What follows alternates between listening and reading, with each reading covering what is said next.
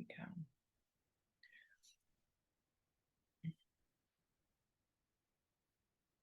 Today's reflection is an aspect of the pathless path that is probably one of the more uncomfortable parts of our journey. And that is that being here now is not particularly glamorous. And it's another one of these paradoxes because we've oftentimes experienced, I know all of you have, I know I have, that being in the present moment, there are the qualities of bliss, contentment, insight, true resting, freedom, all sorts of great, terrific qualities. And at the same time, what's interesting about that is that being in the present moment is actually not about those qualities. Yes, it's understandable that in wishing to live in the present moment, what we're longing for is the sense of rightness in our being. Like we're aligned with who and what we are. We're aligned in spirit. There's a rightness. And in that rightness, there are the qualities of peace, insight, wisdom, freedom, love, bliss, and all of that. But the moment we start looking for those qualities in and of themselves, is the moment that we set ourselves up for duality, where we use the qualities we're experiencing as a way of gauging whether we're aligned with spirit or not, or whether we're on the right path or in the right place. And I know this is tricky to speak to, and in some ways that can be very helpful. For instance, part of the fruit of being disconnected with ourselves is dis-ease on any level. So there is truth in looking to some of the qualities that we mentioned, that I just mentioned, as indicators that we're aligned. But there is also the reality that there comes times in our journey when, even though we're not in those qualities, we're not in the glamorous, the sexy part of being spiritual, that we are just as fully here. There's a passage in one of the healing stories of Jesus where Jesus is approached by, I think it's a father, and I think the daughter might be sick, and Jesus says, everything's possible to the one who believes. And in all honesty, the father says, I believe, help my unbelief. So in that moment there, we have a human being being fully present and honest, and finds the gateway into that moment that ends up being a miracle of healing in the acknowledgement that he's not whole, and in the coming into the ability to express that he sees he is this mixed bag of believing but not believing.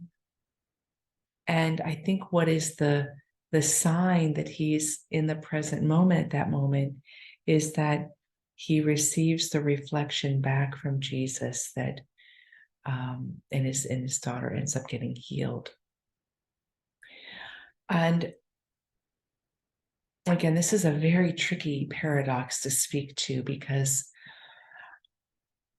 how do we ascent into the unglamorous parts of our day, of our life, of ourselves, and really be there with the trust and the surrender that this is it right here, this is right where we're meant to be. We've done all, and we're right here. That we assent to that, and not slip into a resistance to the desires for peace or liberation or the more, and at the same time hold those for ourselves. It's a tricky part of the path, isn't it? And I know that you can tell because I'm dancing around with these words that I can't put this into a formula so well because it's so individual. And I suppose if I were to try to say it succinctly, that being in the present moment doesn't mean this, doesn't mean that. It is the being here. Being in the present moment doesn't mean that we're feeling this way or we're feeling that way. It is being in the present moment with how we are feeling. And it doesn't preclude the fact that we're on a path that has a trajectory to it, and that it's smart and wise to stoke our enthusiasm about being alive and set goals and have dreams for the rest of our lives. It doesn't mean that. But in the honesty of being in the moment, we come into this very raw place that we don't really know what we're going to encounter. We don't really know who and what will be moment by moment. We don't really know.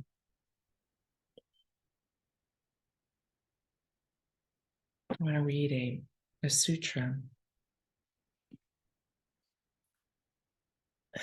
So here Shiva says, "Not for me, bondage. Not for me, liberation. I am beyond such nonsense. The sun is not trapped when it shines in a river, illuminating the lives of the fishes. Nor is the sun freed again when it reflects off a ripple back into the sky. Bondage, freedom, notions arising from fear and separation. Look upon the universe and see only me."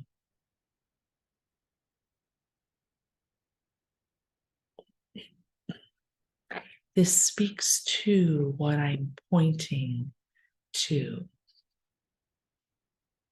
And yes, I find great satisfaction in getting into the sexiness of the exaltation that is had in the present moment. But it does not mean that every moment is glamorous. There is a quality that's undeniable when we are in the present moment, when we truly accept what is. But that quality itself may even change. In another sutra, there's this talk about going right into the heart of the wound, sting of the wasp, cutting with a blade, betrayal, going right into the wound. And when we go right into the wound, which again is a little sexier than not something that hits our senses strongly, but even going into the wound, even when that wound is a portal, does it necessarily mean that we feel completely free? Not necessarily, right? Not necessarily. The pathless path strips these things away from us over and over again so that we do see only the beloved. We do see only the beloved in all the disguises. And maybe we see below the surface and it's luminous, or maybe we see the warts and all, but are not fazed by the presentation. The pathless path takes this kind of honesty with ourselves, this kind of honesty to be with the being in a funk and not seeking to get out of it, but to go into it, not reinforcing it, That again is disassociation. So going away from the present moment in any way, getting over-identified with it, resisting, repressing, running away from, transmuting, all these actions to change what is, when what's being called for is to be with what is, to be presence with what is. And so with this reflection, I leave you a bit, right? A bit with a bit of a invitation to wrestle with this. Because it can be difficult to not find yourself doing a pendulum swing, but this, or I read this happens here, or if I were really present, I would be feeling blissful all the time. And being willing to come very close, once again, like yesterday, come really close to be in the intimacy of what? Not necessarily of how I feel, but through what I feel to what is. To what is.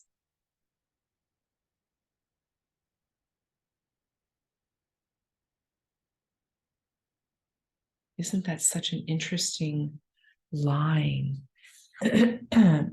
that was there in what I read? That it's nonsense. That it's nonsense, this bondage or this liberation, it's nonsense. Look out onto the universe, look within yourself, and see only the beloved. So, what if that were what we saw first? Not what we held to be true first, but what we saw first. For instance, let's say I woke up really in a funk, since I used that reference. What if the first thing I saw of me in that funk was the beloved? Period. Is that enough? Is that enough? Or must there be something after that? Could it be that that is enough? Could our trust go that far so that the next movement and moment may reveal itself to us from where we are? This becomes what we call the pathless path.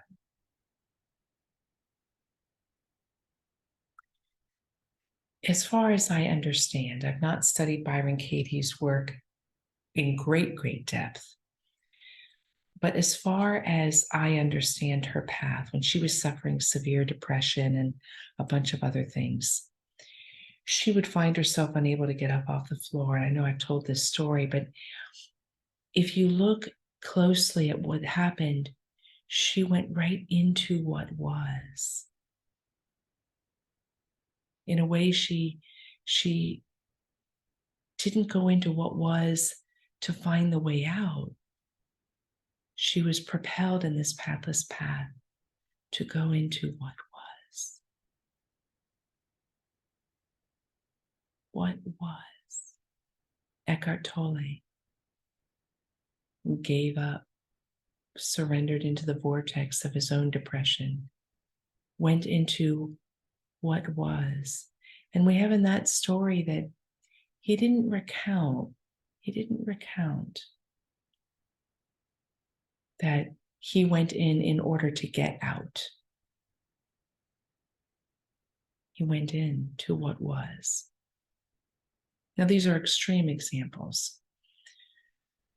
And they become stories that are extreme, that are kind of sexy as enlightenment stories. But in the moment, for each one of us, being in the what is, are you open to the invitation that it might not be sexy? And that somehow it's not denying the strong desires of your heart and soul, that in some mysterious way, even though it seems like you're giving up on what you might call hopes or beliefs about your life, or it may seem like it, but somehow you're actually being faithful to that. I believe, help my unbelief. This is where I'm really at. And you know what? I'm going to be right here. And not here like it's a stance, like I'm going to be right here and I'm not moving. See, that would be rigid and moving away from the self in the fluid moment. I'm going to be right here, period. Just in this moment, just in this whisper, just in this one breath. I am going to be right here. I say yes to that.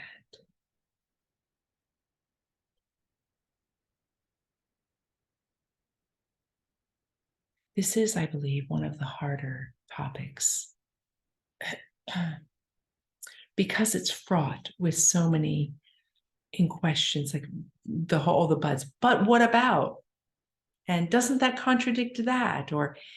But when we draw close, we discover by going there that it doesn't contradict anything. It doesn't contradict anything.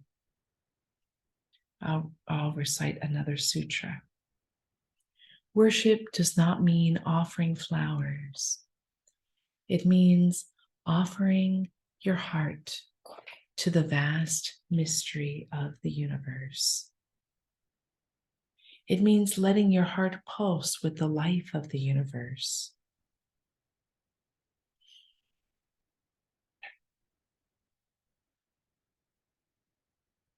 It means being willing to dissolve and be recreated in every moment. And I think that last line's operative. Now, I took out a few lines on there, like means being so in love, because even that's kind of an impelling force. Even that's a bit impelling, right? I'm going to be so in love with the moment. But there are moments when we don't feel so in love with the moment or with ourselves in the moment. So I took that line out. It's the willingness to dissolve and be recreated in every moment.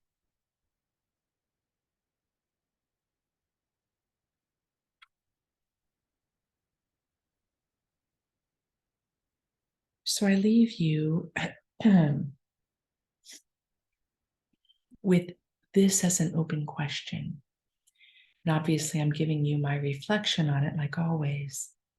But it is really for you to reflect upon and try it out. In a non-sexy moment, what is it like? In a moment where you feel stripped, because there can be non-sexy moments that are just not filled with sweetness. And yet we find a sweetness in saying yes to the moment. What about those non-sexy moments when we're in a funk?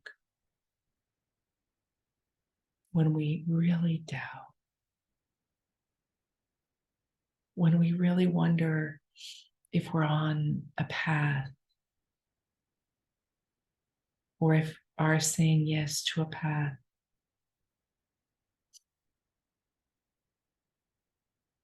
was the yes of our soul.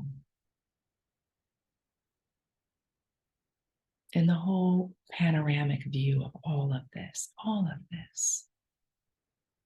the willing to dissolve and be recreated in each moment. All right. Phew. That's a shoosh. Okay. So a short meditation today.